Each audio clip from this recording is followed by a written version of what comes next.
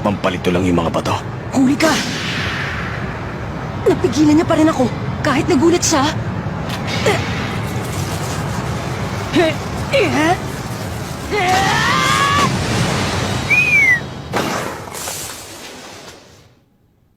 Aba!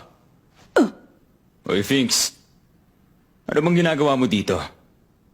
Akala ko ba may importante kayong lakad ni Pinuno ngayon? Nakatalon siya dito sa 4th floor. Para maloko ang kalaban, kailangan mo munang lokohin ng mga kakampi mo. Sus! Mukhang nadali nyo na naman ako ni Pinuno ah. Kaya pala sabi ko, bakit ang dami yatang eksperto sa Zetsu na nasa paligid? Matyaga nang nagmamatsyag. Kahit ang dalawa kanina hindi nila alam. Naloko na. Okay, bata. Meron ako mga tanong para sa'yo.